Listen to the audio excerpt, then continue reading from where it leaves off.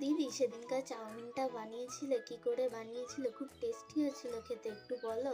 আরে খুবই সিম্পল। প্রথমে সবজিগুলোকে গুছিয়ে নিতে হবে কেটে কুটে, আর তারপরে গরম জলে চাউমিনটাকে সেদ্ধ করে নিতে হবে কিছুক্ষণের জন্য। আমার তো এগ চাউ খেতে খুব ভালো লাগে।